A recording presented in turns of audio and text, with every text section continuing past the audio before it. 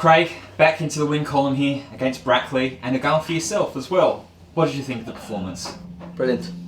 We asked for a reaction Tuesday night, Hort, and sometimes you need a game like that to sort of drag the best out of you. The lads reacted exactly how we wanted. They done exactly what we said.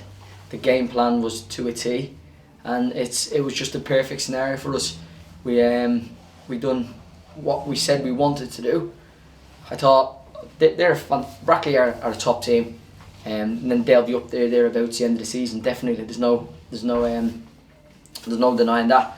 But I felt like we outbattled them, we outran them, we outplayed them, and if you're willing to do them three things in a match, more than likely you're going to come out with the 3 points. And the lads have been superb today. The reaction to come back from Tuesday night was brilliant, and to have that mentality is brilliant to have in the dressing room. But it's all down to the collective, everything from myself, Mark, Kizzer, Jack's decisions to the boys doing it on the pitch, and for the club to be where they are now at the moment at this time of the year is just lovely. It's nice to be a part of, and long may it continue. Well, let's touch on one of those decisions as well. Before a ball was even kicked, despite Jimmy's return from suspension, you elected to start George Waring at top for the second game running, and it was a decision that paid off, opening the game's first goal.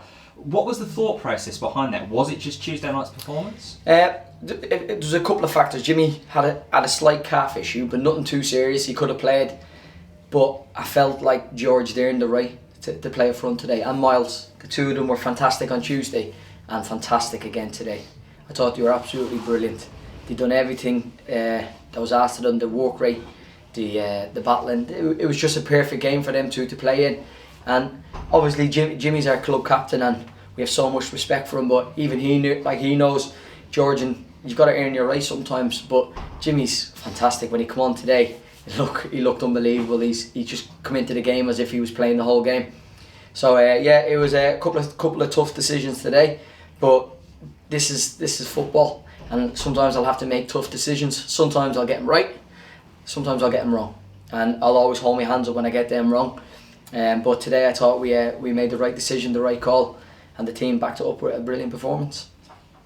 Brackley had themselves quite a few chances in the second half in particular, but a large majority of them were negated either from the central defensive pair or by Cam and Gull himself. Is that sort of an element that's something that you learned quickly from Tuesday night's performance, like you said to me on Tuesday, about learning how to kill off a game? Yeah, exactly. And look, don't get me wrong, my heart was in my mouth a couple of times in that game, but we've got honest lads, and they're willing to learn, they're willing to work, and if you've got that in your dressing room, it's a great combination.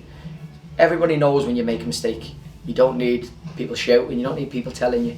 Deep down you know when you've done something wrong, whether that's on the field or off the field. And if you don't win, you've got to learn.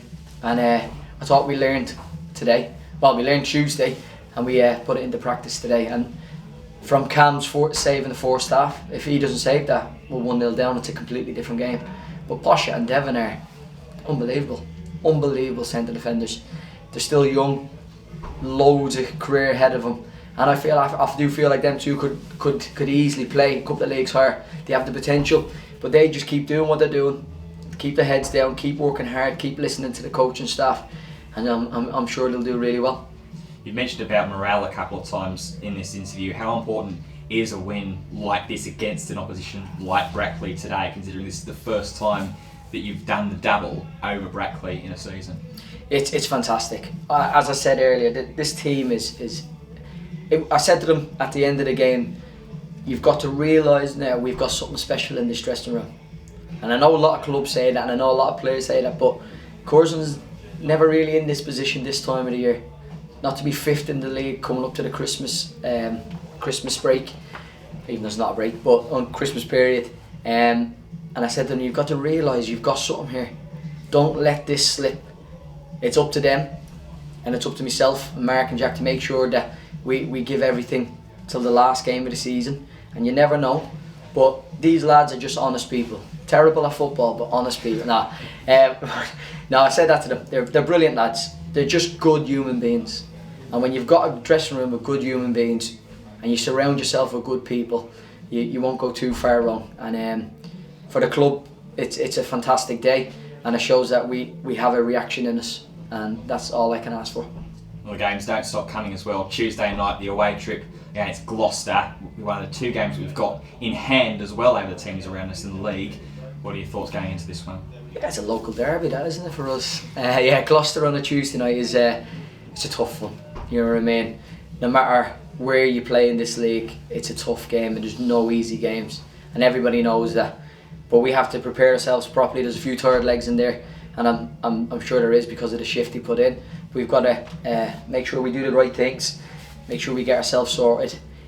Me, myself, Mark and Jack over the weekend will do our homework to see how they play, what they do.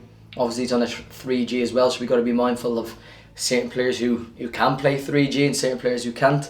And we'll go into that game full of confidence, but we go there to win. These are the games in hands, these are the ones that makes the difference.